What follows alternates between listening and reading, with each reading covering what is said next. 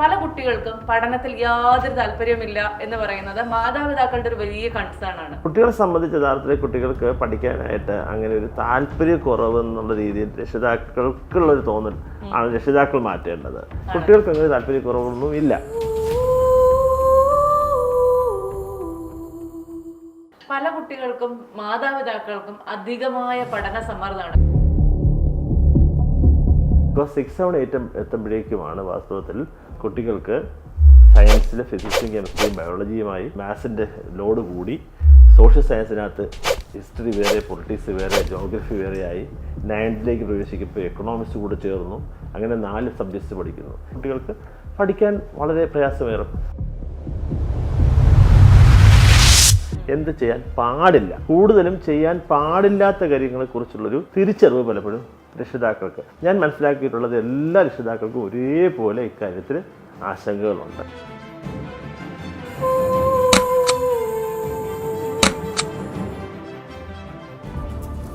അമ്മമാർ പലപ്പോഴും sufficient age ഉള്ളവരല്ല. Young ഏജിൽ വിവാഹിതരായിട്ട് നേരത്തെ തന്നെ അമ്മയായി ആ കുഞ്ഞിനെ എങ്ങനെ വളർത്തണമെന്ന് തിരിച്ചറിയാത്ത അമ്മയും ഒപ്പം അച്ഛനുമാകുമ്പോൾ വാസ്തവത്തിൽ ഈ കുഞ്ഞിനെ അവർ പ്രൊട്ടക്റ്റ് ചെയ്യാൻ അവർക്ക് പലപ്പോഴും കഴിയാറില്ല. ഈ കുട്ടികളിലെ മൊബൈൽ അഡിക്ഷൻ എന്ന് പറയുന്നത് ഇപ്പോൾ വലിയൊരു പ്രശ്നമായിട്ട് എല്ലാവരും പറയുന്ന കാര്യമാണ്. നമ്മൾ മൊബൈൽ ഉപയോഗിക്കുന്നതിൻ്റെ എണ്ണം ഒരു 2.5 കോടിയെന്ന് വിചാരിച്ചോ. ഇവിടെ 6 കോടി മൊബൈൽ ഉണ്ടാവും. നമ്മുടെ പോപ്പുലേഷൻ്റെ എണ്ണത്തിൻ്റെ ഓൾമോസ്റ്റ് ഡബിൾ, 2 ഇരട്ടി 3 ഇരട്ടി മൊബൈൽ ഉണ്ടാവും. അപ്പോൾ ഇത്രത്തോളം മൊബൈൽ വീടുകളിൽ രക്ഷിതാക്കൾ ഉപയോഗിക്കുമ്പോൾ കുഞ്ഞിൻ്റെ കയ്യിൽ മൊബൈൽ എടുക്കാനുള്ള ആ ഒരു ശേഷി എന്ന് വരുന്ന അന്ന് മുതൽ കുഞ്ഞ് കയ്യിലെടുക്കും, ഉപയോഗിച്ചു തുടങ്ങും. കുട്ടികളുടെ സാന്നിധ്യത്തിൽ വായിക്കുന്നതും എഴുതുന്നതും അമ്മ ചെയ്യുന്നത് കണ്ടാൽ അച്ഛൻ ചെയ്യുന്നത് കാണാനും ഒരു അവസരം കുട്ടികൾക്ക്, പ്രത്യേകിച്ച് ആൺകുട്ടികളെ പോലുള്ള കിട്ടുകയാണെങ്കിൽ കുട്ടിക്ക് ഇത് അവരുടെ ഒരു ജീവിതത്തിൻ്റെ ഭാഗമാണ്. പൃഥ്വിരാജും അതുപോലെ തന്നെ ഇന്ദ്രജിത്തും രണ്ടുപേരും സുകുമാരൻ അന്ന് പഠിപ്പിച്ചത് സൈനിക് സ്കൂളിലാണ്. ആ സൈനിക് സ്കൂൾ ലൈബ്രറി മുഴുവൻ രണ്ടുപേരും വായിച്ചിട്ടുണ്ട്. മാത്രവുമല്ല, സുകുമാരൻ എന്ന് പറയുന്ന അതുല്യനായ നടൻ ഏറ്റവും വലിയ മക്കളെ വളർത്തിയപ്പോഴുള്ള സംഭാവന എന്ന് പറയുന്നത് വീട് മുഴുവൻ ലൈബ്രറി ആയിരുന്നു. ഇത് ഏറെക്കുറെ അവർ വായിച്ചു വളർന്നു. 12ാം ക്ലാസ് കഴിഞ്ഞ കോളേജിലൊരു നല്ല കോളേജിൽ അഡ്മിഷൻ കിട്ടാനോ ഒക്കെ നല്ല മാർക്ക് വേണ്ടേ? ഇനി അങ്ങോട്ട് 10ാം ക്ലാസ്സിലെ മാർക്കിൻ്റെ ബേസിസിലല്ല 11ലേക്കുള്ള അഡ്മിഷൻ. അപ്പോൾ ഈ CUET എക്സാമിനേഷൻ എന്ന് പറയുന്നത് ഓൾറെഡി രാജ്യത്തൊട്ടായ സിംഗിൾ എക്സാമിനേഷനായിട്ട് നടത്തുന്നതാണ്. അത് +2 കഴിയുന്ന എല്ലാ വിദ്യാർത്ഥികളും അപ്ലൈ ചെയ്യാറുണ്ട്. ഒരുപോലെ എഴുതാൻ കഴിയുന്നവരാണ്. അവർ ആഗ്രഹിക്കുന്ന കോഴ്സുകൾക്ക് ആഗ്രഹിക്കുന്ന യൂണിവേഴ്സിറ്റികളിൽ, കോളേജുകളിൽ അഡ്മിഷൻ കിട്ടും.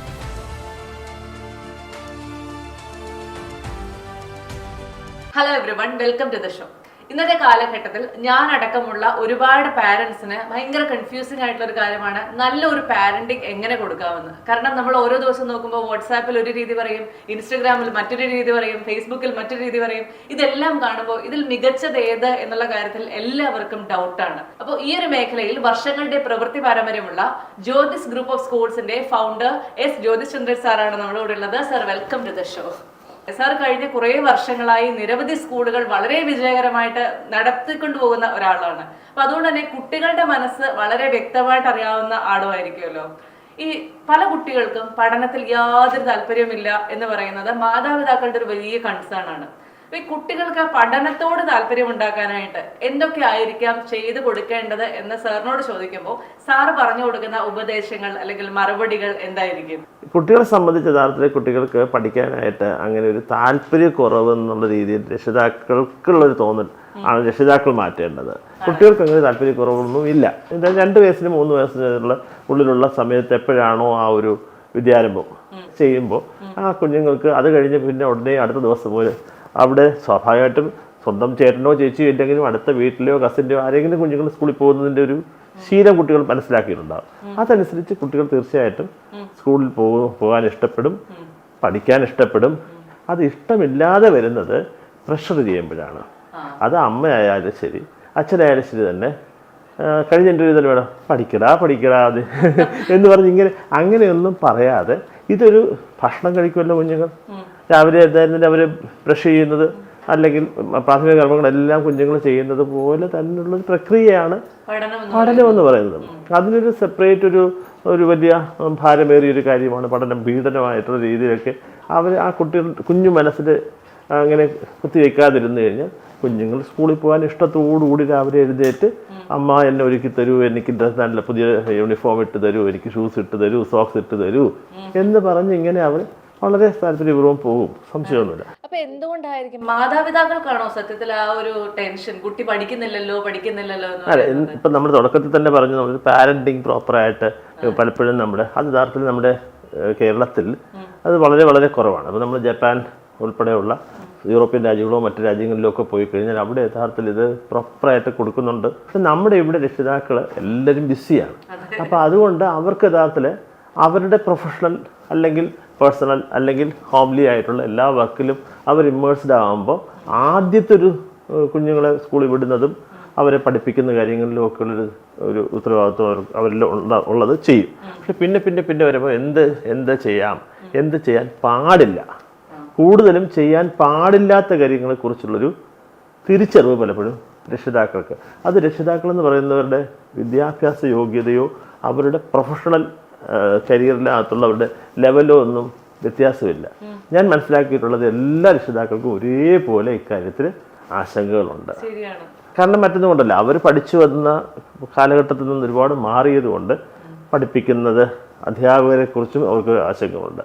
അധ്യാപകർ പഠിപ്പിക്കുന്നത് ശരിയാണോ, അധ്യാപകരുടെ ഈ നോട്ട്സ് മാത്രം പഠിച്ചാൽ മതിയോ, ഈ ടെക്സ്റ്റിനുള്ള കണ്ടന്റ് മാത്രം പഠിച്ചാൽ മതി, ഞങ്ങൾ അന്ന് ഇതിനേക്കാളും പഠിച്ചിരുന്നല്ലോ എന്നൊക്കെയുള്ളൊരു. അതുകൊണ്ട് തന്നെ സ്വാഭാവികമായിട്ടും കുട്ടികളെ വീട്ടിൽ വരുമ്പോൾ അവർ എക്സ്ട്രാ ആയിട്ട് ഒരുപാട് പഠിപ്പിക്കും. ഞാനൊരു രസകരമായൊരു ഉദാഹരണം ഒന്ന് പറഞ്ഞു കൊള്ളട്ടെ. അതായത് ഒരിക്കലൊരു ആ കുഞ്ഞിന് നമ്മുടെ രാജ്യത്തെ എത്ര സ്റ്റേറ്റുണ്ട്, 28 സ്റ്റേറ്റിനെ കുറിച്ചും അതിൻ്റെ ക്യാപിറ്റൽസിനെ കുറിച്ചും യൂണിയൻ ടെറിട്ടറീസിനെ കുറിച്ചും വേൾഡിലെ എത്ര നമുക്ക് ഭൂഖണ്ഡങ്ങൾ എത്രയുണ്ട്, കോണ്ടിനെൻറ്റ്സ് എത്രയുണ്ട്, അതിലെത്ര രാജ്യങ്ങളുണ്ട്, ഇങ്ങനെയുള്ള കുറേ ഡേറ്റ, കുറേ ഇൻഫർമേഷൻസ് കുട്ടിയിൽ 3, 3.5, 4 വയസ്സിനകം തന്നെ കുട്ടി പഠിച്ചു.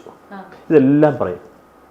അത് കേൾക്കുമ്പോൾ സ്വാഭാവികമായിട്ടും അമ്മയ്ക്കും അച്ഛനും ഭയങ്കര സന്തോഷമാണ്. അപ്പോൾ ടീച്ചേഴ്സ് വന്ന് എന്നോട് പറഞ്ഞു, ഇങ്ങനെ ഒരു കുട്ടിയുണ്ട്, അപാര കഴിവുള്ളൊരു കുട്ടിയാണ്. അങ്ങനെ ഞാൻ പറഞ്ഞിരിക്കുന്നതിന് പാരൻസിനെ ഒന്ന് കാണണം. അങ്ങനെ പാരൻസ് അച്ഛനും അമ്മയും എന്നെ കാണാൻ വന്നു. അച്ഛൻ IT പ്രൊഫഷണലാണ്, ജോലിയുണ്ട്. അമ്മയ്ക്ക് ജോലി ചോദിച്ചപ്പോൾ അമ്മയ്ക്ക് ജോലി ചെയ്യുന്നില്ല. എന്ത് ചെയ്യുന്നു? പഠിക്കുകയാണ്. എന്ത് പഠിക്കുക? PSC കോച്ചിങ്ങിന് പഠിക്കുകയാണ്. അപ്പോൾ എനിക്ക് കാര്യം പിടി കിട്ടി. അപ്പം യഥാർത്ഥത്തിൽ ഞാൻ ചോദിച്ചു, അമ്മ PSC കോച്ചിങ്ങിൻ്റെ ക്ലാസ്സിന് പോകുന്നുണ്ട്? ഉണ്ട്. അതിന് മെറ്റീരിയൽസ് ഉണ്ടോ? കോച്ചിങ് മെറ്റീരിയൽസ് ഉണ്ട്. അത് അതുമായി പഠിക്കും. ഉറക്കെയാണോ വായിച്ചു പഠിക്കുന്നത്? ആണ്, ഉറക്കെയാണ് വായിച്ചു പഠിക്കുന്നത്. ഹസ്ബൻഡ് ചോദ്യങ്ങൾ ചോദിച്ച് ഉത്തരം പറയിക്കാറുണ്ടോ? ഉണ്ട്. അപ്പോൾ ഇതെല്ലാം കുഞ്ഞ് കേട്ട് പഠിക്കുക. അമ്മയ്ക്ക് അത്രയും ഫാസ്റ്റായിട്ട് പഠിക്കാൻ പറ്റില്ല. കാരണം അമ്മയ്ക്ക് അത്രയധികം, ഞാൻ നേരത്തെ പറഞ്ഞതുപോലുള്ള ഒരുപാട് റെസ്പോൺസിബിൾ വർക്ക്. ഹസ്ബൻഡ് കാര്യം നോക്കണം, കുഞ്ഞിൻ്റെ കാര്യം നോക്കണം, അടുക്കള കാര്യം നോക്കണം, അതുപോലെ പഠിക്കാൻ പോകണം, കോച്ചിങ് ക്ലാസ്സിന് പോകണം. ഇതെല്ലാം അമ്മയ്ക്ക് ഉണ്ട്. കുഞ്ഞിന് ഒരു കാര്യം ചെയ്യാനില്ലല്ലോ. കുഞ്ഞിതെല്ലാം അമ്മ സ്വയം പഠിക്കുന്നതും അച്ഛൻ ടെസ്റ്റ് ചെയ്ത് നടത്തുന്നതും എല്ലാം കേട്ട് പഠിക്കുന്നു. അപ്പോൾ കുട്ടി ഇത് മുഴുവൻ പഠിക്കുകയാണ്. ഞാനത് ഈ പാരൻസിനോട് പറഞ്ഞു, ഇത് ഒരിക്കലും ചെയ്യാൻ പാടില്ല. കുഞ്ഞിനെ ഇത് നിങ്ങൾ പ്രോത്സാഹിപ്പിക്കുന്നുകൊണ്ടാണ് കുഞ്ഞിത് പറയുന്നത്. കുഞ്ഞ് ഇറലവൻ്റ് ആയിട്ടുള്ള കാര്യങ്ങളാണ് കുഞ്ഞ് ഇതെല്ലാം മനസ്സിലാക്കുന്നത്. ഇത് ഭാവിയിൽ കുഞ്ഞിനെ ഒരുപാട് ദോഷകരമായി ബാധിക്കും. കുഞ്ഞിന് ആ പ്രായത്തിൽ പഠിക്കേണ്ടത് കളേഴ്സ്, ഫ്രൂട്ട്സ് നെയിംസ്, വെജിറ്റബിൾസ്, അല്ലെങ്കിൽ വെഹിക്കിൾസ്, ഇതിൻ്റെ എല്ലാം പേര് പഠിപ്പിക്കാം. അപ്പോൾ ഇതൊക്കെയാണ് കുഞ്ഞ് ഒരു വീട്ടിലുള്ള തന്നെ ഹൗസ് ഹോൾഡ് ഐറ്റംസ്, അല്ല മറ്റെന്തൊക്കെയാണോ ഡെയിലി നമ്മൾ കുഞ്ഞ് കാണുന്നത്. ഞാൻ ഇപ്പോൾ ചോദിച്ചില്ലേ, കുഞ്ഞുങ്ങളെ സംബന്ധിച്ച് അവർ യഥാർത്ഥത്തിൽ പഠിച്ച് വളരുമ്പോൾ അവർക്കുണ്ടാകുന്ന സംശയങ്ങൾ, അല്ലെങ്കിൽ രക്ഷിതാക്കൾ എങ്ങനെ അല്ലെങ്കിൽ അധ്യാപകർ എങ്ങനെ അവരെ സംശയങ്ങൾ മാറ്റുന്ന രസകരമായ ഒരു അനുഭവകഥയാണ്. വെറുതെ ഒരു കഥയല്ല. അപ്പോൾ ക്ലാസ് ഇതുപോലെ ഞങ്ങളുടെ സ്കൂളിൽ തന്നെയാണ് ഒരു അധ്യാപകൻ ഇതുപോലെ ക്ലാസ്സിൽ സോഷ്യൽ സയൻസും സാർ എടുക്കുന്നുണ്ട്, GK എടുക്കാറുണ്ട്. ചെറിയ ക്ലാസ്സാണ്, 2nd സ്റ്റാൻഡേർഡോ മറ്റുമാണ്. അപ്പോൾ അങ്ങനെ ആ സാറ് പഠിപ്പിക്കുമ്പോഴേക്കും കുട്ടിക്ക് വളരെ രസകരമായിട്ട് ഇങ്ങനെ ഒരു ആൽമരത്തിനെ കുറിച്ച് വളരെ നന്നായിട്ട് വർണ്ണിച്ചു. ആൽമരത്തിൻ്റെ അത് പ്ലാന്റ് ചെയ്തത് ഒരു ചെറിയ ഇതല്ലേ, ചെറിയ കഴിവ് പോലുള്ളതിൽ നിന്നാണ് അത് വളർന്നു വന്ന് കഴിയുമ്പോഴേക്കും വലിയ മരമാവും. ഒരു പ്രദേശം മുഴുവൻ അതിങ്ങനെ തണൽ നൽകുന്ന മരമായി തീരും. അതിൻ്റെ വേരുകളുണ്ട്, വേരുകളും ഒക്കെ നമുക്ക് കാണാൻ സാധാരണ കുഞ്ഞ് കേട്ടിട്ടുള്ളത് അതുവരെ വേരുകളെല്ലാം ഭൂമിക്കടിയിൽ നിന്നാണ്. അപ്പോൾ ഇത് മരത്തിൻ്റെ ശിഖരത്തിൽ നിന്ന് തന്നെ വേരുകൾ വരുന്നു. ആ വേരുകളെല്ലാം തന്നെ വീണ്ടും മണ്ണിൽ പോയിട്ട് അതിന് വേണ്ടുന്ന ജലവും അതുപോലെ തന്നെ വളവും എല്ലാം അതെടുക്കും. അങ്ങനെ വലിയതായിട്ട് വളരും. അങ്ങനെ ഒരു പ്രദേശത്തിൻ്റെ മുഴുവൻ തണൽ നൽകുന്ന വലിയ മരമാണ് ഈ ആൽമരം എന്നൊക്കെ പറഞ്ഞ് ഭംഗിയായിട്ട് പറഞ്ഞു. അപ്പോൾ കുട്ടികൾക്ക് ഭയങ്കര ആകാംക്ഷയായി ആൽമരം കാണാനായിട്ട്. അപ്പോൾ കുട്ടികളൊക്കെ പറഞ്ഞു, നിങ്ങൾ കണ്ടിട്ടില്ലേ? ഇല്ല, ഞങ്ങൾ കണ്ടിട്ടില്ല, ആൽമരം ഞങ്ങൾ കണ്ടിട്ടില്ല. ഞങ്ങളുടെ വീട്ടിൽ ഉള്ള മാവ് അല്ലെങ്കിൽ പ്ലാവ് അതുപോലുള്ള ട്രീസ് അതുപോലെ അവർ യഥാർത്ഥത്തിൽ പറയുമ്പോഴൊക്കെ അവരെ സംബന്ധിച്ച് ഇംഗ്ലീഷ് വേർഡ്സാണ് അവർ കൂടുതൽ വരുന്നത്. അപ്പോൾ സാർ ഇത് വളരെ വിശദീകരിച്ച് പറഞ്ഞു. അപ്പോൾ വീട്ടിൽ വന്ന് അമ്മയോട് പറഞ്ഞു. അമ്മ ഒരു ടീച്ചറാണ്. അമ്മ വളരെ സ്ട്രിക്റ്റായിട്ട് ഇംഗ്ലീഷിൽ മാത്രം കുഞ്ഞുങ്ങളെ വളർത്തുന്ന, കുട്ടികളെ ഇംഗ്ലീഷ് വേർഡ് ഉപയോഗിച്ച് മാത്രം പഠിപ്പിക്കുന്ന ഒരു അധ്യാപികയാണ്.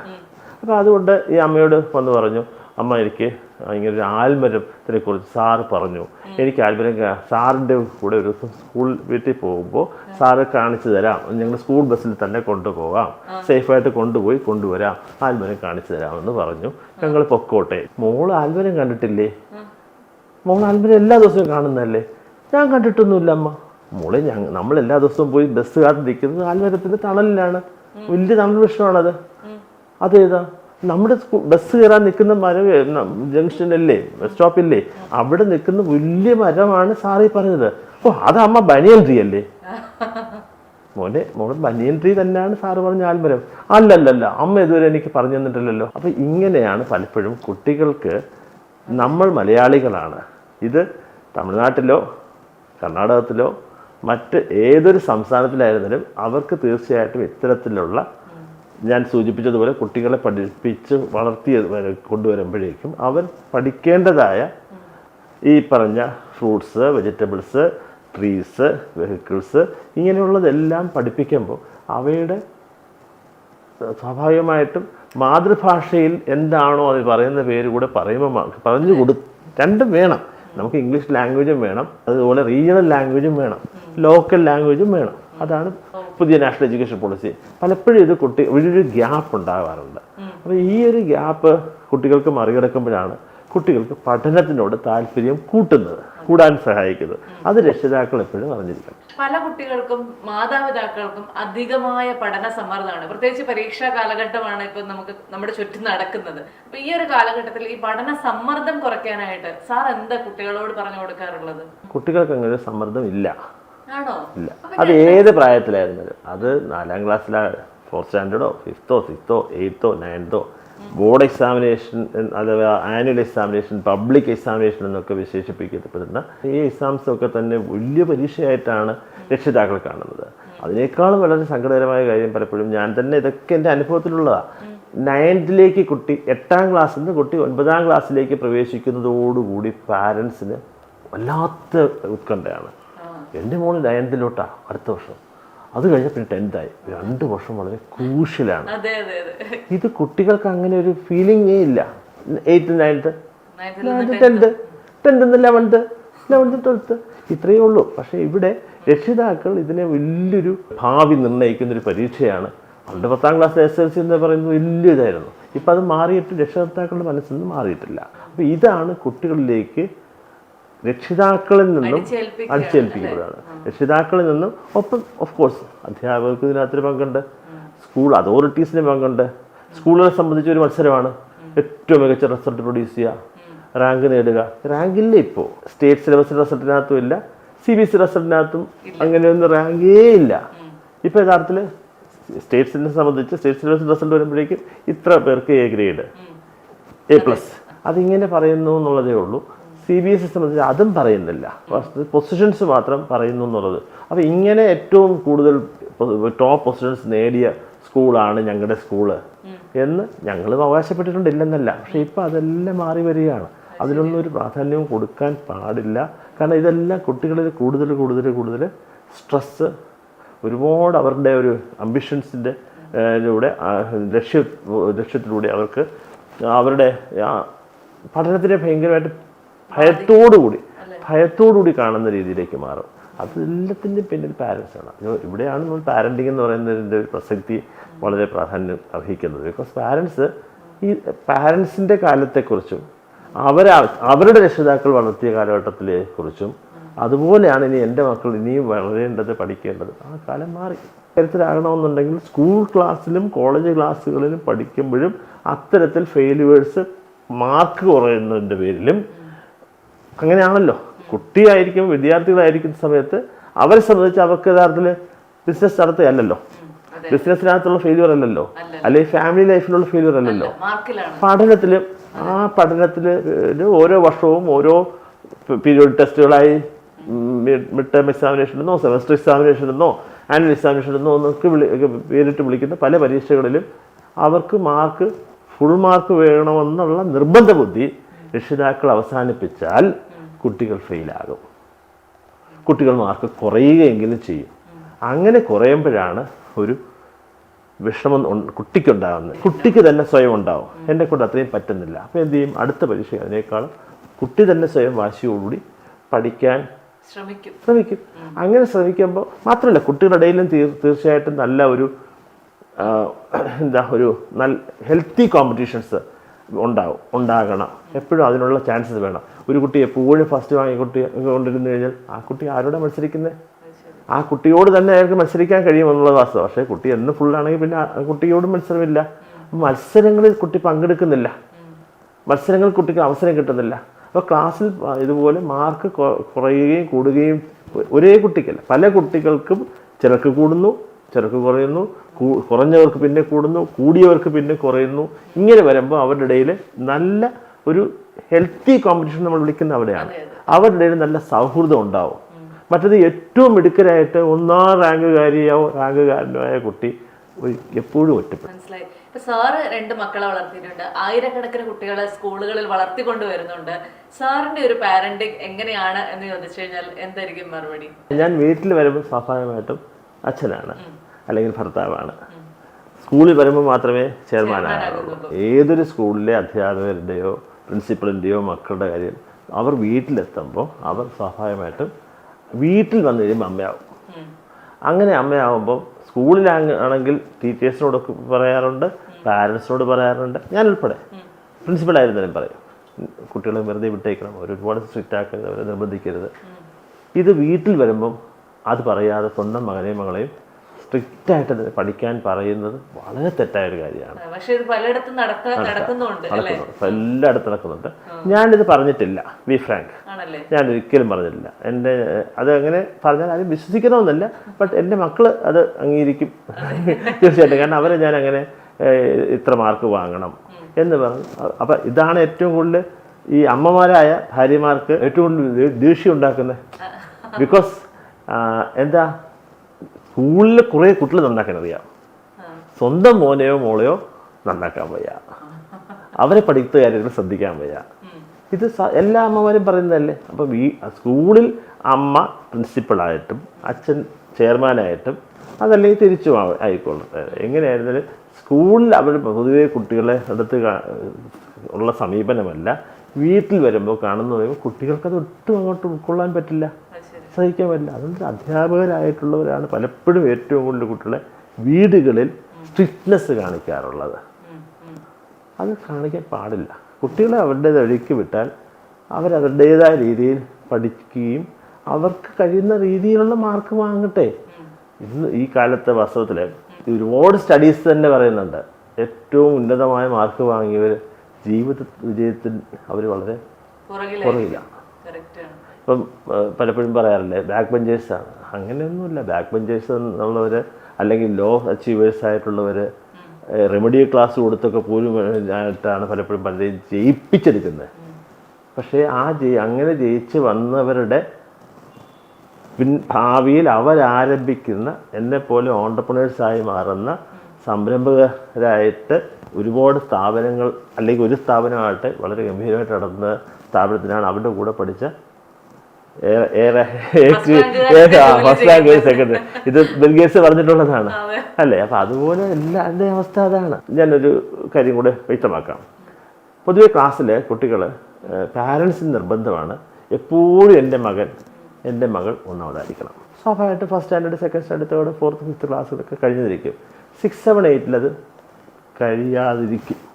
ബിക്കോസ് 6, 7, 8 എത്തുമ്പോഴേക്കുമാണ് വാസ്തവത്തിൽ കുട്ടികൾക്ക് സയൻസിൽ ഫിസിക്സും കെമിസ്ട്രിയും ബയോളജിയുമായി മാത്സിൻ്റെ ലോഡ് കൂടി സോഷ്യൽ സയൻസിനകത്ത് ഹിസ്റ്ററി വേറെ, പൊളിറ്റിക്സ് വേറെ, ജോഗ്രഫി വേറെയായി 9th പ്രവേശിക്കുമ്പോൾ എക്കണോമിക്സ് കൂടെ ചേർന്നു.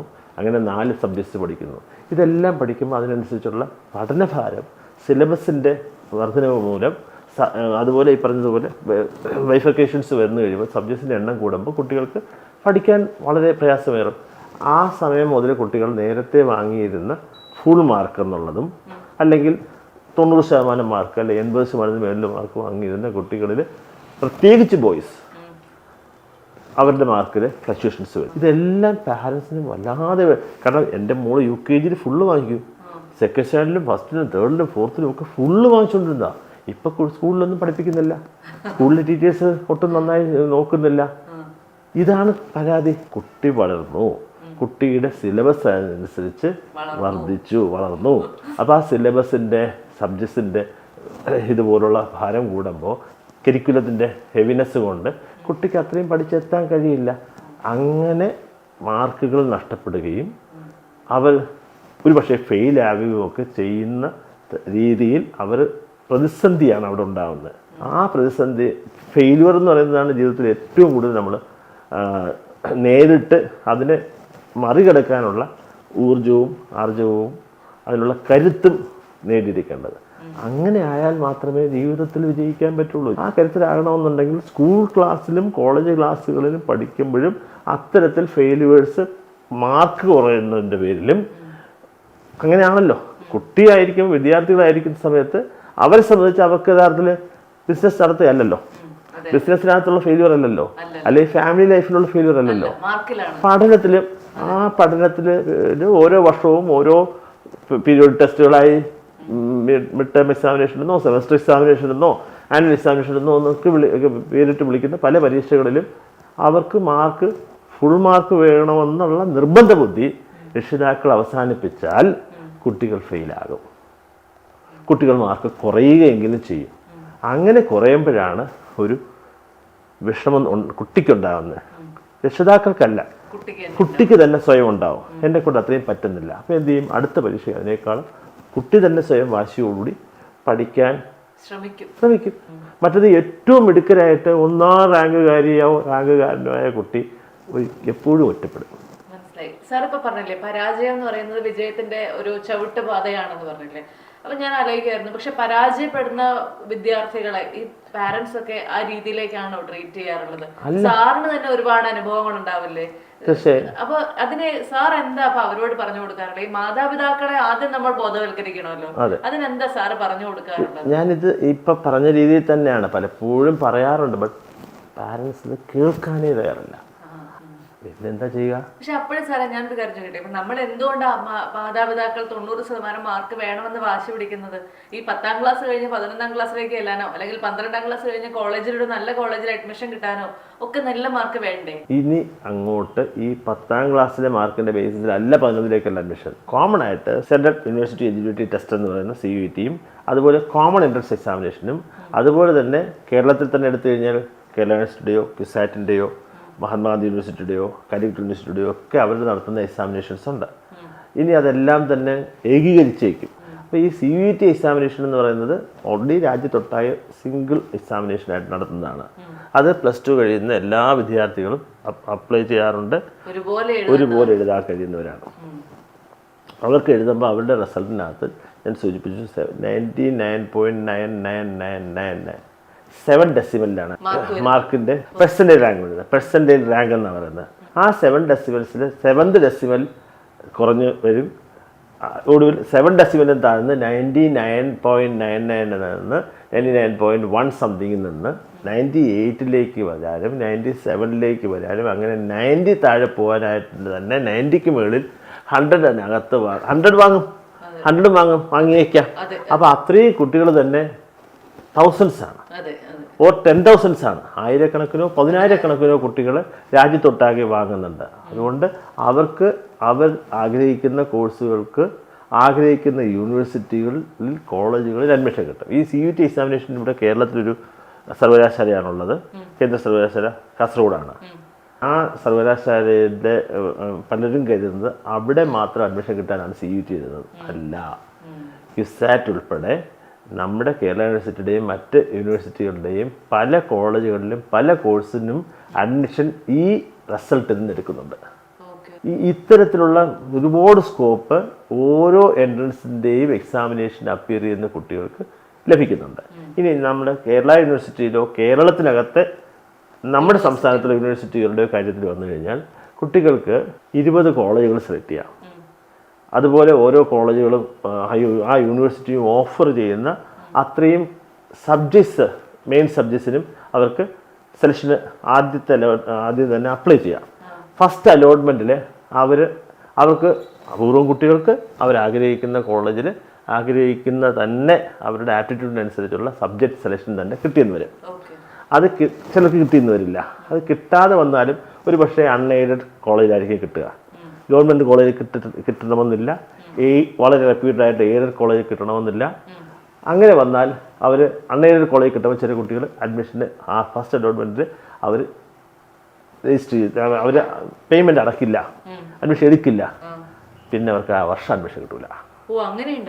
ആ വർഷം അഡ്മിഷൻ കിട്ടില്ല. ഇത് പല രക്ഷിതാക്കളും കുട്ടികൾക്കും അടച്ചു വെക്കണം. പിന്നെ വീണ്ടും യഥാർത്ഥത്തിൽ അപ്പോഴേക്കും സെക്കൻഡ് അലോട്ട്മെൻറ്റിൽ ഓപ്ഷനുള്ള സ്കോപ്പായി. അപ്പോൾ സെക്കൻഡ് അലോട്ട്മെൻറ്റിൽ വീണ്ടും വരും. ആ വീണ്ടും വരുമ്പോൾ ആദ്യം എടുത്തത് രജിസ്റ്റർ ചെയ്ത് പേയ്മെൻറ്റ് അടച്ചത് ഏത് കോളേജിലായിരുന്നാലും അതേ കോളേജിലല്ല, കോളേജ് മാറിയാലും യൂണിവേഴ്സിറ്റി മാറിയാലും ട്രാൻസ്ഫർ ചെയ്യും. ആ എമൗണ്ട് ട്രാൻസ്ഫർ ചെയ്യും. ആ കുട്ടിയുടെ അഡ്മിഷൻ മറ്റൊരു കോളേജിലേക്ക് ഇവർ ഓപ്ഷൻ കൊടുക്കുന്നതിനനുസരിച്ച് ട്രാൻസ്ഫർ ചെയ്യപ്പെടും. അത് തേർഡ് അലോട്ട്മെൻറ്റിൽ വീണ്ടും സ്കോപ്പുണ്ട്. ഫോർത്ത് അലോട്ട്മെൻറ്റിൽ വീണ്ടും സ്കോപ്പുണ്ട്. ഇനി ഫോർത്ത് അലോട്ട്മെൻറ്റ് വരെയാണ് പൊതുവേ ഉണ്ടാകാറുള്ളത്. അപൂർവമായിട്ട് ഫിഫ്ത്ത് ആവാം, ഇല്ലെങ്കിൽ സപ്ലിമെൻ്ററി ലിസ്റ്റ് വരും. ആ സപ്ലിമെൻ്ററി ലിസ്റ്റിനും അഡ്മിഷൻ കിട്ടാറില്ല. പലപ്പോഴും പല കുട്ടികളുടെ പാരൻസും കുട്ടികളും വല്ലാതെയും സങ്കടപ്പെടാറുണ്ട്. അപ്പോഴും എനിക്ക് ഈ വർഷം കിട്ടില്ല, ഒരു വർഷം പോകില്ല. അവർക്ക് വീണ്ടും ഓരോ കോളേജുകളിൽ നിന്നും കുട്ടികൾ കേരളത്തിനകത്ത് നിന്ന് വിദേശത്തേക്ക് ഒരുപാട് പേര് പോകുന്നുണ്ട്, മറ്റ് സംസ്ഥാനങ്ങളിൽ പോകുന്നുണ്ട്. ചുരുക്കി പറഞ്ഞു കഴിഞ്ഞാൽ കുട്ടികൾക്ക് എവിടെയെങ്കിലും അവർ ആഗ്രഹിക്കുന്ന ഒരു കോഴ്സിൽ അവർ ആഗ്രഹിക്കുന്ന ഒരു 10 കോളേജുകളിൽ എടുത്താൽ ഒരെണ്ണത്തിൽ തീർച്ചയായിട്ടും അഡ്മിഷൻ കിട്ടിയിരിക്കും, 100% കിട്ടിയിരിക്കും. അതിന് ഏറ്റവും ഒടുവിൽ പിന്നെ നോക്കേണ്ടത് പറഞ്ഞാൽ അവർക്ക് തന്നെ മെയിൽ വരും. പലപ്പോഴും ഞാൻ സൂചിപ്പിച്ചു വന്നത് ഇതാണ്, ഇവർ ഈ കുട്ടികൾ പലരും ഇവിടെ നിന്ന് മറ്റ് സംസ്ഥാനങ്ങളിലേക്കോ വിദേശ രാജ്യങ്ങളിലേക്ക് പോലും മാറിപ്പോവും. ഈ പേയ്മെൻറ്റ് അടച്ചത് കളഞ്ഞിട്ട് പോവാം. ഒരു പക്ഷേ അത് റീഫണ്ടബിൾ ആണെങ്കിൽ അത് വാങ്ങിയിട്ട് പോവാം. അത് അവിടെ ഒന്ന് പോട്ടെ. പക്ഷേ ഈ അഡ്മിഷൻ പ്രതീക്ഷിച്ച് ചെറിയ മാർക്കിൻ്റെ കുറവ് മൂലം അഡ്മിഷൻ കിട്ടാതെ ഒരു വർഷം നഷ്ടപ്പെട്ടു എന്ന് സങ്കടപ്പെടുത്തിയിരിക്കുന്ന കുട്ടിക്കായിരിക്കും മെയിൽ വരുന്നത്. ഈ മെയിൽ വരുന്നത് അതുകൂടെ ഒരു ഇമ്പോർട്ടൻ്റാണ്. ഒരു പക്ഷേ രാത്രി 11 മണിക്കായിരിക്കും മെയിൽ വരുന്നത്. 24 hours അവർക്ക് ആകെ ഒരു പക്ഷേ അഡ്മിഷൻ എടുക്കാൻ സമയം കൊടുക്കുന്നത്. അത് ഏറ്റവും പല 10 കുട്ടികൾക്ക് ഒരു വേക്കൻസിക്ക് മെയിൽ പോയിരിക്കും. ആദ്യം ആരെടുക്കുന്നു ആ കുട്ടിക്ക് കിട്ടും. അത് രാത്രി 1:30 ആണെങ്കിൽ മെയിലിന് മറുപടി കൊടുക്കണം, പേയ്മെന്റ് ചെയ്യണം. അത്രയും ശ്രദ്ധിക്കുക. മനസ്സിലായി. ഇപ്പൊ നമ്മുടെ പരീക്ഷയെ കുറിച്ചും മാർക്കുകളെ കുറിച്ചും ഒക്കെ സംസാരിച്ചു സാർ. ഇനി ഈ പാരന്റിങ് എന്ന് പറയുന്ന ഒരു ടോപ്പിക്കിലാണ് നമ്മൾ സംസാരിക്കുന്നത് എന്നുള്ളത് കൊണ്ട് ഞാൻ ചോദിക്കുകയാണ്, ഈ കുട്ടികളിലെ മൊബൈൽ അഡിക്ഷൻ എന്ന് പറയുന്നത് വലിയൊരു പ്രശ്നമായിട്ട് എല്ലാവരും പറയുന്ന കാര്യമാണ്. അത് കുട്ടികളെ സ്കൂളിലേക്ക് മൊബൈൽ കൊണ്ടുവരുന്നു, സ്കൂളിൽ വെച്ച് മൊബൈൽ കളിക്കുന്നു, വീട്ടിൽ വന്നിരുന്നാൽ മുഴുവൻ സമയം മൊബൈലിൽ മാത്രം ഇങ്ങനെ ഇമ്മേഴ്സ്ഡ് ആയിരിക്കുന്ന കുട്ടികൾ. ഈ ഒരു പ്രശ്നം സാറിന്റെ സ്കൂളിലോ അല്ലെങ്കിൽ സാർ അറിയപ്പെടുന്ന ചുറ്റുപാടിലോ ഫേസ് ചെയ്തിട്ടുണ്ടോ? ഇത് രാജ്യത്തൊട്ടാകെ ഉണ്ട്, കേരളത്തിൽ പ്രത്യേകിച്ച് വളരെ കൂടുതലായിട്ടുണ്ട്. കേരളത്തിൽ ഇവിടെ 3.25 കോടി ജനങ്ങളെന്ന് പറഞ്ഞാൽ 3.5 കോടിയോ 3.25 കോടിയോ എന്ന് പറഞ്ഞാലും നമ്മൾ മൊബൈൽ ഉപയോഗിക്കുന്നതിൻ്റെ എണ്ണം ഒരു 2.5 കോടി എന്ന് വിചാരിച്ചോ, ഇപ്പോൾ സ്റ്റേജിനനുസരിച്ച്, അല്ലെങ്കിൽ 3 കോടി എന്ന് വിചാരിച്ചോളൂ. ഇവിടെ 6 കോടി മൊബൈൽ ഉണ്ടാവും. നമ്മുടെ പോപ്പുലേഷന്റെ എണ്ണത്തിന്റെ ഓൾമോസ്റ്റ് 2 ഇരട്ടി 3 ഇരട്ടി മൊബൈൽ ഉണ്ടാവും. അപ്പൊ ഇത്രത്തോളം മൊബൈൽ വീടുകളിൽ രക്ഷിതാക്കൾ ഉപയോഗിക്കുമ്പോൾ സ്വാഭാവികമായിട്ടും കുഞ്ഞിന്റെ കയ്യിൽ മൊബൈൽ എടുക്കാനുള്ള ആ ഒരു ശേഷി എന്ന് വരുന്ന അന്ന് മുതൽ കുഞ്ഞ് കയ്യിലെടുക്കും, ഉപയോഗിച്ച് തുടങ്ങും. അതങ്ങനെ നമ്മുടെ പ്രത്യേകിച്ച് കോവിഡിന് ശേഷം അത് യൂസ്ഡായി. കുട്ടികൾ അതിൻ്റെ ഒരു അഡിക്ഷൻ പോലെ ആയി പോകാറുണ്ട്. ഇത് തീർച്ചയായിട്ടും രക്ഷിതാക്കൾക്ക് മാറ്റാൻ കഴിയും. ഒന്ന്, കഴിയുന്നിടത്തോളം, പ്രായോഗികമല്ല എന്നാലും ഞാൻ അതുകൊണ്ടാണ് കഴിയുന്നിടത്തോളം എന്ന് പറയുന്നത്, മാക്സിമം പാരൻസ് കുട്ടികളുടെ സാന്നിധ്യത്തിൽ മൊബൈൽ ഉപയോഗിക്കുന്നതും, പ്രത്യേകിച്ച് ഫുഡ് കഴിക്കുന്ന സമയത്ത് വീട്ടിൽ എല്ലാവരും ഒരുമിച്ച് ഇതുപോലെ നമ്മളിപ്പോൾ വർത്തമാനം പറയുകയാണല്ലോ, അതൊരു ഇൻ്റർവ്യൂ ആയിട്ടൊന്നും ഞാനിന്നെ കാണുന്നേ ഇല്ല. അപ്പോൾ അങ്ങനെ ഇരുന്ന് സംസാരിക്കുന്ന സമയത്ത് ഞാനിപ്പോൾ യഥാർത്ഥത്തിൽ മൊബൈൽ എടുത്തിട്ട് ഞാൻ ഒരു വാട്സപ്പിൽ നിന്ന് നോക്കിക്കോട്ടെ, ഒരു മെസ്സേജ് മെയിൽ നോക്കണം, മെയിൽ ചെയ്യും എന്ന് പറഞ്ഞു കഴിഞ്ഞാൽ ഭയങ്കര ബോറാവില്ലേ? അതേപോലെ തന്നെയാണ്. അപ്പോൾ വീണ നോക്കുക, എനിക്ക് എന്നെ വിളിച്ച് എൻ്റെ സമയം എനിക്കെടുത്തിട്ട് ഒരാൾ വന്നിരുന്നിട്ട്. അപ്പോൾ ഇങ്ങനെയുള്ള ഒരു വിഷമം കുട്ടികൾക്കുണ്ടാവും. കുട്ടികൾക്ക് അതുപോലെയാണ്. എൻ്റെ അമ്മ എന്നോട് സംസാരിക്കാനായിട്ട് സമയം കണ്ടെത്തുന്നില്ല. എനിക്ക് ഒരുപാട് കാര്യം അമ്മയോട് പറയാനുണ്ട്, അച്ഛനോട് പറയാനുണ്ട്. പക്ഷേ അച്ഛനും അമ്മയും രണ്ട് മൊബൈലുമായിട്ടിരിക്കുക. അത് തീർച്ചയായിട്ടും രക്ഷിതാക്കൾക്ക് മാറ്റാൻ കഴിയും. 1. 2, കുട്ടികൾ മൊബൈൽ അല്ലാതെ തന്നെ അമിതമായ മൊബൈൽ ഉപയോഗിക്കുകയാണെങ്കിൽ അവരെ മറ്റ് പല കാര്യങ്ങളും എൻഗേജ് ചെയ്യുക. ഏറ്റവും പണ്ടൊക്കെ യഥാർത്ഥത്തിൽ ഇത് അവർക്ക് കുടുംബമാകുമ്പോൾ ഒരുപാട് കുട്ടികൾ പല പ്രായത്തിലുള്ളവരുണ്ട്. അവർക്ക് കളിക്കാനും ഓടാനും ചാടാനും ഒരുപാട് അവസരങ്ങളുണ്ട്. അതിനുള്ള ലാൻഡും ഉണ്ട്, എല്ലാം ഉണ്ട്. ഇപ്പം അതൊന്നും ഫ്ലാറ്റുകളൊക്കെ ആയിട്ട് മാറിക്കഴിഞ്ഞപ്പോൾ അതില്ല. പക്ഷെ നമുക്ക് ഫ്ലാറ്റിലാകട്ടെ, ചെറിയ മുറികളുള്ള വീടുകളിലാവട്ടെ, വില്ലാസിലാവട്ടെ, സ്വന്തമായിട്ട് കുട്ടിക്ക് അല്ലെങ്കിൽ കുട്ടിയോടൊപ്പം കുറച്ച് നേരം അമ്മയും അച്ഛനും കളിക്കുന്നതൊക്കെ നല്ലതാണ്. ഇനി അതല്ലെങ്കിൽ കുട്ടിക്ക് യഥാർത്ഥത്തിൽ ചെറിയ കുഞ്ഞുങ്ങൾ പ്രായത്തിലാണെങ്കിൽ അവർക്ക് ബിൽഡിംഗ് ബ്ലോക്സോ അല്ലെങ്കിൽ അതുപോലുള്ള കുട്ടികൾ ഇഷ്ടപ്പെടുന്ന ഒരുപാട് മെക്കാനിക്കൽ പണികൾ ചെയ്യാൻ ആൺകുട്ടികൾ ഇഷ്ടപ്പെടും. ഗെയിമുകൾ മീൻസ് ഈ പറഞ്ഞ ആക്ടിവിറ്റീസ് ഉണ്ട്. ഏറ്റവും രസമായിട്ട് പറഞ്ഞ കുട്ടികൾക്ക് യഥാർത്ഥത്തിൽ ഡ്രോയിങ്ങിനും കളറിങ്ങിനും ഒക്കെ ആയിട്ടുള്ള ഇഷ്ടംപോലെ മെറ്റീരിയൽസ് വാങ്ങി കൊടുക്കുക. അതുപോലെ തന്നെ ഞാനൊരു കാര്യം, കോൺസെൻട്രേഷനെ കുറിച്ച് കുട്ടികൾ പലപ്പോഴും പാരൻസിന് വലിയ ഇതാണ്. എൻ്റെ മോന് ഒട്ടും അറ്റൻഷൻ ഇല്ല, അല്ലെങ്കിൽ കോൺസെൻട്രേഷൻ ഇല്ല, പലതും മെമ്മറി ഇല്ല. ഇതൊക്കെ വർദ്ധിപ്പിച്ചെടുക്കാനായിട്ട് തീർച്ചയായിട്ടും കുട്ടികൾക്ക് വീട്ടിൽ തന്നെ ഗ്രോസറീസ്, നമ്മൾ യഥാർത്ഥത്തിൽ കുറച്ച് നെല്ല്, അരി, അല്ലെങ്കിൽ പയറ്, അല്ലെങ്കിൽ ഇങ്ങനെയുള്ള കുറച്ച് മിക്സ് ചെയ്ത് കുട്ടികൾക്ക് കൊടുത്തു കഴിഞ്ഞാൽ അതെല്ലാം അവർ സോർട്ട് ഔട്ട് ചെയ്ത് തരും. പണ്ടൊക്കെ വീടുകളിലെ അമ്മമാർ ഇത് മനഃപൂർവ്വമായിട്ട് തന്നെ അവിടെ മിക്സ് ചെയ്ത് കൊടുക്കും. ഇതെല്ലാം അവിടെ നുള്ളിപ്പറക്കി തടാന്ന് പറയും. ഞാനും ചെയ്തിട്ടുള്ളതാണ്. അപ്പോൾ അങ്ങനെ വരുമ്പോൾ അതെന്താ, നമ്മളെന്ത് ചെയ്യും, നമുക്കൊരു 4, 5, 6 ടിന്നെടുത്തന്നേക്കും, ചെറിയ വെസൽസ് തന്നു. ആ വെസൽസിനോട്ട് ഈ പറഞ്ഞ പയറ് വേറെ, ഉഴുന്ന് വേറെ, അരി വേറെ, നെല്ല് വേറെ, ഇങ്ങനെ മാറ്റിയെടുക്കും. എന്തുമാത്രം അന്നൊക്കെ സയൻറ്റിഫിക്കലായിട്ട് അമ്മമാർ നമ്മളെ കോൺസെൻട്രേഷനും അതുപോലെ നമ്മുടെ ബൗദ്ധികമായിട്ടുള്ള ബുദ്ധിവികാസവും ഒക്കെ വളർത്തിയെടുക്കാനായിട്ട് ചെയ്തിരുന്ന കാര്യങ്ങളാണ്. ഇന്നത് പാരൻസിന് ഇത് പ്രായോഗികമാണോന്ന് എനിക്കറിയില്ല. ഞാനൊരു ഉദാഹരണം ഇങ്ങനെ പറഞ്ഞത്, ഇതുപോലുള്ള എന്തെല്ലാം ക്രിയേറ്റീവായിട്ട് അവരുടെ കോൺസെൻട്രേഷൻ ഡെവലപ്പ് ചെയ്യാനായിട്ടും അവരുടെ അറ്റൻഷൻ ഈ മൊബൈലിൽ നിന്ന് ഡൈവേർട്ട് ചെയ്ത് ഇതിലോട്ട് വരുത്താനും ഒക്കെ കഴിയും. അവർക്ക് ഒരു അമ്മമാരെ യഥാർത്ഥത്തിൽ ഉറക്കെ വായിച്ചു കൊടുക്കുക. അവർക്ക് സ്വാഭാവികമായിട്ട് ഇത് വായിക്കുന്നത് കേൾക്കാൻ തന്നെ വളരെ രസകരമാണ്. ഇത് കഴിഞ്ഞ് കുട്ടി യഥാർത്ഥത്തിൽ പക്ഷേ 4, 5, 6, 7 വയസ്സുള്ള കുട്ടി ഈ ബുക്ക് സ്റ്റോറീസ്, എസ്പെഷ്യലി കുട്ടികൾ പലപ്പോഴും സ്റ്റോറീസ് എന്ന് പറയുന്നത് പിക്ടോറിയൽ സ്റ്റോറീസാണ് വായിക്കാൻ ഇഷ്ടപ്പെടുന്നത്, അല്ലാതെ വലിയ ഇതല്ല, നോവലുകളല്ല. അപ്പോൾ ഈ പിക്ടോറിയൽ സ്റ്റോറീസ് ആകുമ്പോഴേക്കും നമ്മൾ 4-5 തവണ ഒരു തവണ അല്ല, പല ദിവസങ്ങളിലായിട്ടും ആവർത്തിച്ച് ഒരേ കാര്യങ്ങൾ വായിക്കാൻ കൊടുക്കുക. കുട്ടിക്ക് യഥാർത്ഥത്തിൽ അക്ഷരം അറിയില്ല, വായിക്കാൻ ശീലമില്ല, പഠിച്ചിട്ടില്ല. പക്ഷേ കുട്ടി കൃത്യമായിട്ട് ആ സ്റ്റോറീസ് വായിച്ച് കേൾപ്പിക്കുമ്പോൾ അതിശയിക്കും. പുറത്തുനിന്ന് ഒരാൾ വന്നാൽ ഒരു പക്ഷേ അച്ഛൻ തന്നെ വന്ന് കേട്ടാൽ അതിശയിക്കും, വായിക്കാൻ പഠിച്ചു. കുട്ടി യഥാർത്ഥത്തിൽ എല്ലാം മെമ്മറൈസ് ചെയ്തു. നേരത്തെ പറഞ്ഞ കുഞ്ഞിൻ്റെ കഥ പോലെയാണ്. അവർക്കിത് പെട്ടെന്ന് അവർക്ക് ആ പിക്ടോറിയൽ റെപ്രസെൻറ്റേഷൻസ് കാണുമ്പോൾ ആ പിക്ചറിനനുസരിച്ച് പറഞ്ഞിരിക്കുന്ന ആ കഥയിൽ അവിടെ എഴുതിയിരിക്കുന്ന കാര്യങ്ങൾ മുഴുവൻ കുട്ടിക്കറിയാം. അത് അതുപോലെ വായിക്കും. അപ്പം ഇങ്ങനെ കുട്ടികളുടെ വായനാശീലവും വർദ്ധിപ്പിക്കാൻ പറ്റും. ഇപ്പൊ സാർ പറഞ്ഞപ്പോഴാണ് ഈ വായനാശീലത്തെ കുറിച്ച് ഞാൻ ആലോചിച്ചത്. ഇപ്പൊ എല്ലാവരും പറയുന്നുണ്ട് വായനാശീലം അതിഭീകരമായിട്ട് കുറഞ്ഞുകൊണ്ടിരിക്കുകയാണ്, കുട്ടികളിൽ വായനയേ ഇല്ല എന്നുള്ളത്. ഇതൊരു സത്യമാണോ സർ? ഏറെക്കുറെ സത്യമാണ്. അത് വാസ്തവത്തിൽ അത് പാരൻസ് ഉൾപ്പെടെ ടീച്ചേഴ്സ് മാത്രം വിചാരിച്ചാൽ പോരാ. പാരൻസിനും അതിനൊരു ഉത്തരവാദിത്വമുണ്ട്. മൊബൈൽ ഉപയോഗം പരമാവധി കുറച്ച് കുട്ടികളുടെ സാന്നിധ്യത്തിൽ വായിക്കുന്നതും എഴുതുന്നതും അമ്മ ചെയ്യുന്നത് കണ്ടാൽ അച്ഛൻ ചെയ്യുന്നത് കാണാനും ഒരു അവസരം കുട്ടികൾക്ക്, പ്രത്യേകിച്ച് ആൺകുട്ടികളെ പോലുള്ള കിട്ടുകയാണെങ്കിൽ കുട്ടിക്ക് ഇത് അവരുടെ ഒരു ജീവിതത്തിൻ്റെ ഭാഗമാണ്. ഞാൻ വളരുമ്പോഴിതുപോലെ എനിക്ക് എൻ്റെ അമ്മയെ, ആദ്യം കുട്ടികൾ വളർന്നു വരുമ്പോഴേക്കും ആദ്യം അമ്മ എന്താണോ അതുപോലെ ആകണം, അച്ഛൻ എന്താണോ അതുപോലെ ആകണം. പിന്നെയാണ് അധ്യാപകരൊക്കെ തുടങ്ങുമ്പോൾ അധ്യാപകരെ പോലെ ആകണം. പിന്നെയാണ് വഴിയിലുള്ള ട്രാഫിക് പോലീസിനെ കാണുമ്പോൾ ട്രാഫിക് പോലീസുകാരനാവണം. ഇങ്ങനെയൊക്കെ കുട്ടികളുടെ ആഗ്രഹങ്ങളുടെ ഡിഫറൻ്റാണ്. അപ്പോൾ ഈ രീതി കുട്ടികളെ യഥാർത്ഥത്തിൽ വളർത്തുന്ന രക്ഷിതാക്കൾ ചെയ്യേണ്ടത്, കുട്ടികൾക്ക് അവരുടെ രക്ഷിതാക്കളായിട്ട് അമ്മയായിട്ടും അച്ഛനായിട്ടും മാതൃക കാണിക്കാൻ കഴിയണം. അപ്പോൾ അവർ വായിച്ചാൽ കുട്ടികൾ വായിക്കും. പിന്നെ സ്വാഭാവികമായിട്ടും ഉറക്കെ വായിച്ച് കുട്ടികളെ പരിശീലിപ്പിച്ചാൽ ഇത് ഇപ്പോൾ വളരെ കുറവാണ്. പക്ഷേ എന്നാലും അവർക്കത് വായിക്കാനുള്ള ആഗ്രഹം തോന്നും. ഇപ്പോൾ ഏറ്റവും വലിയൊരു നല്ലൊരു എക്സാമ്പിൾ പറഞ്ഞു കഴിഞ്ഞാൽ ഏറ്റവും നമ്മുടെ യഥാർത്ഥത്തിൽ പൃഥ്വിരാജിനെ കുറിച്ച് പലർക്കും പല അഭിപ്രായങ്ങളുണ്ടാവും. പൃഥ്വിരാജും അതുപോലെ തന്നെ ഇന്ദ്രജിത്തും രണ്ടുപേരും സുകുമാരൻ അന്ന് പഠിപ്പിച്ചത് സൈനിക് സ്കൂളിലാണ്. ആ സൈനിക് സ്കൂൾ ലൈബ്രറി മുഴുവൻ രണ്ടുപേരും വായിച്ചിട്ടുണ്ട്. പ്രത്യേകിച്ച് പൃഥ്വിരാജൻ അത് അവിടെ വായിക്കാത്ത ബുക്ക് ഇല്ല എന്നാണ് പറയുന്നത്. മാത്രവുമല്ല സുകുമാരൻ എന്ന് പറയുന്ന അതുല്യനായ നടൻ ഏറ്റവും വലിയ മക്കളെ വളർത്തിയപ്പോഴുള്ള സംഭാവന എന്ന് പറയുന്നത് വീട് മുഴുവൻ ലൈബ്രറി ആയിരുന്നു. ഇത് ഏറെക്കുറെ അവർ വായിച്ചു വളർന്നു. അപ്പോൾ ഇങ്ങനെയുള്ളൊരു ഫെസിലിറ്റി ഇപ്പോഴും ചെയ്യുന്ന ഒരുപാട് രക്ഷിതാക്കൾ ഉണ്ട്. അങ്ങനെ ആകുമ്പോൾ കുട്ടികൾ തീർച്ചയായിട്ടും വായന ഇഷ്ടപ്പെടും.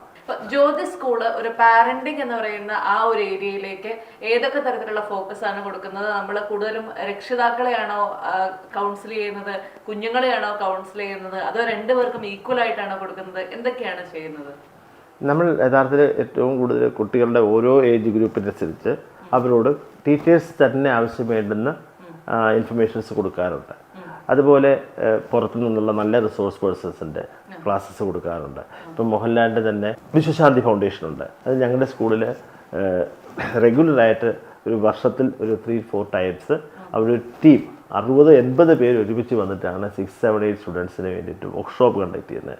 അതേപോലെ ഞങ്ങൾ രക്ഷകർത്താക്കൾക്കും ഇപ്പോൾ രക്ഷകർത്താക്കൾ സ്കൂളിൽ വന്ന് പാരൻസ് മീറ്റിങ്ങിന് വിളിച്ചാൽ വരുന്നവരുടെ എണ്ണം വളരെ കുറയുന്നുണ്ട്. ബിക്കോസ് ആരെയും കുറ്റപ്പെടുത്തുന്നില്ല, ബിക്കോസ് എല്ലാവരും ആ സമയമില്ല, എല്ലാവരും തിരക്കേണ്ടതാണ്. അപ്പോൾ അതുകൊണ്ട് നമ്മൾ കൂടുതലും ഓൺലൈൻ മീറ്റിങ്സ് ആയിരിക്കും. അപ്പോൾ ആ ഓൺലൈൻ മീറ്റിങ്ങിൽ തീർച്ചയായിട്ടും പാരൻസ് ലിങ്ക് കൊടുത്തു കഴിഞ്ഞാൽ അവർ ജോയിൻ ചെയ്യും, സീരിയസ് ആയിട്ട് അറ്റൻഡ് ചെയ്യും. ഞങ്ങളുടെ സ്കൂളിനെ സംബന്ധിച്ച് ഒരു 3rd സ്റ്റാൻഡേർഡിൻ്റെ ഒരുമിച്ച് എല്ലാ ക്ലാസ്സിലും മീറ്റിംഗ് വിളിച്ചു കഴിഞ്ഞാൽ എല്ലാ സ്കൂളിലും ചേരാനായിട്ട് 800 കുട്ടികളുടെ പാരൻസ് കാണും. അപ്പോൾ അതിന് ആൻസർ നമ്മൾ കൊടുത്തു കഴിഞ്ഞാൽ തീർച്ചയായിട്ടും പാരൻസ് ഭയങ്കര ഹാപ്പി ആവും. ആണല്ലേ. ഇനി ഒരിക്കലും ഒഴിവാക്കാൻ പറ്റാത്ത ഒരു മേഖലയും കൂടിയാണ് കുട്ടികളുടെ വളർച്ചയെക്കുറിച്ച് കൃത്യമായ കാലഘട്ടങ്ങളിൽ കൃത്യമായ ബോധ്യം കൊടുക്കുക എന്നുള്ളത്. കാരണം നമ്മളിപ്പോൾ ഗുഡ് ടച്ച് ബാഡ് ടച്ച് എന്നൊക്കെ പറഞ്ഞ് പല രീതിയിൽ കുട്ടികളെ മനസ്സിലാക്കാൻ ശ്രമിക്കാറുണ്ട്. അപ്പൊ ആ ഒരു മേഖലയിൽ, കാരണം എവിടുന്ന് ഏതൊക്കെ തരത്തിലുള്ള പീഡനങ്ങളാണ് നേരിടേണ്ടി വരിക എന്ന് പോലും അറിയാത്തൊരു കാലഘട്ടമാണ്. ആ രീതിയിൽ നമ്മുടെ സ്കൂള് എന്തൊക്കെ കാര്യങ്ങളാണ് സർ ചെയ്യുന്നത്? യഥാർത്ഥത്തിൽ ഏറ്റവും കൂടുതൽ പീഡനം സംഭവിക്കുന്നത് വീടുകളിലാണ്, രക്ഷിതാക്കളിൽ നിന്നാണ്, അവരെ സംരക്ഷിക്കേണ്ടവരിൽ നിന്നാണ്. അതാണ് നമ്മൾ ഏറ്റവും കൂടുതൽ കേട്ടുകൊണ്ടിരിക്കുന്നത്. അപ്പോൾ ഇതൊക്കെ സംഭവിക്കുമെന്നുള്ളത് മുൻകൂട്ടി കുട്ടിയെ ശരീരത്തിൻ്റെ ഏത് ഭാഗത്ത് എങ്ങനെ ടച്ച് ചെയ്യണം, എങ്ങനെ ടച്ച് ചെയ്യരുത്, ഇത് പെൺകുട്ടിയോടായാലും ആൺകുട്ടിയോടായിരുന്നാലും 32% ബിലോ 14-15 ഏജിലുള്ള 32% ഗേൾസ് ഇതുപോലെ പീഡനങ്ങൾക്ക് വിധേയരാകുമ്പോൾ 35% ബോയ്സാണ് സ്റ്റാറ്റിസ്റ്റിക്സ് ഡേറ്റ പറയുന്നത്. അത് പലപ്പോഴും പലരും മനസ്സിലാക്കുന്നില്ല. വാസ്തവത്തിൽ രണ്ട് കൂട്ടർക്കും ചില കാര്യങ്ങൾ ഒരുമിച്ചിരുത്തി സംസാരിക്കാം, ചില കാര്യങ്ങൾ ബോയ്സ് വേറെ ഗേൾസിന് വേറെ ഇരുത്തി തന്നെ വേണ്ടുന്ന കാര്യങ്ങൾ അവരെ പഠിപ്പിക്കണം. സെക്ഷൽ എഡ്യൂക്കേഷൻ എന്ന് പറയുന്നത് കാലഘട്ടത്തിന്റെ അനിവാര്യത തന്നെയാണ് അല്ലേ? തീർച്ചയായും സ്കൂളുകളിൽ നിന്ന് തന്നെ ഇത് തുടങ്ങണ്ടേ? സ്കൂളുകളിൽ നിന്ന് തന്നെയാണ് തുടങ്ങേണ്ടത്. കാരണം രക്ഷിതാക്കൾക്ക് ഇത് പലപ്പോഴും അവർ ഓഫ് കോഴ്സ് ചെയ്യുന്ന ഒരുപാട് പേരുണ്ട്. പക്ഷേ ചില രക്ഷിതാക്കൾ എന്ന് പറയുന്നവർ ഇപ്പം നമ്മൾ സ്കൂളിലെ കുട്ടികളുടെ കാര്യത്തിൽ അധ്യാപകർ നേരിടുന്ന വലിയൊരു ചലഞ്ച് എന്ന് പറയുന്നത് അമ്മമാർ പലപ്പോഴും സഫീഷ്യൻ്റ് ഏജ് ഉള്ളവരല്ല. യങ് ഏജിൽ വിവാഹിതരായിട്ട് നേരത്തെ തന്നെ അമ്മയായി ആ കുഞ്ഞിനെ എങ്ങനെ വളർത്തണമെന്ന് തിരിച്ചറിയാത്ത അമ്മയും ഒപ്പം അച്ഛനുമാകുമ്പോൾ വാസ്തവത്തിൽ ഈ കുഞ്ഞിനെ പ്രൊട്ടക്റ്റ് ചെയ്യാൻ അവർക്ക് പലപ്പോഴും കഴിയാറില്ല. രക്ഷിതാക്കളെ സംബന്ധിച്ച് പലപ്പോഴും ഇമ്മച്യൂറാണ്. പക്ഷെ കാലം മാറിക്കൊണ്ടിരിക്കുന്നു. ഇപ്പോൾ കേരളത്തിൽ തന്നെ വാസ്തവത്തിൽ പെൺകുട്ടികളെ വിവാഹിതരാകുന്നില്ല. പെൺകുട്ടികൾ 28, 30, 32 ആയാൽ പോലും വിവാഹിതരാകുന്നില്ല. ആൺകുട്ടികളും അതുപോലെ 30, 30 ആയാൽ പോലും വിവാഹം നീട്ടിവെക്കുന്നു. വിവാഹം കഴിച്ചതിന് ശേഷം കുട്ടികൾ വേണ്ട എന്ന് പറഞ്ഞ് അതും കുറച്ച് നീട്ടിക്കൊണ്ട് പോകുന്നു. ഇത് നല്ലൊരു സൈനാണ്. ഇതൊരു വലിയ മാറ്റം കേരളത്തിലുണ്ടാക്കും.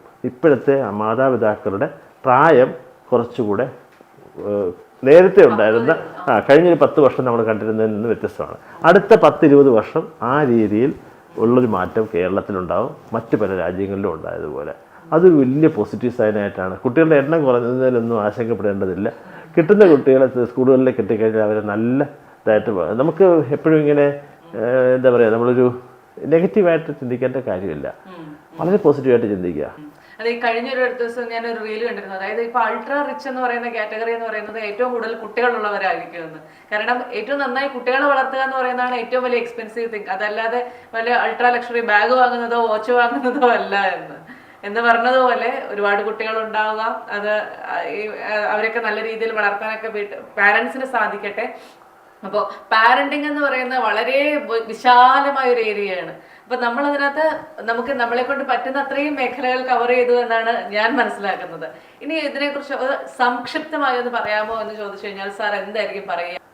പാരന്റിങ് എന്നുള്ളതിന് സമഗ്രമായിട്ട് വിശദീകരിക്കാൻ അല്ലാതെ പൂർത്തിയാക്കാൻ കഴിയാത്തത്രത്തോളം നമുക്ക് ഈ വിഷയത്തെക്കുറിച്ച് പറയാൻ എനിക്ക് സാധിക്കുമെന്ന് ഞാൻ പ്രതീക്ഷിക്കുന്നു. അതുകൊണ്ട് വീണ്ടും നമുക്കിതിനെക്കുറിച്ച് പറയാം.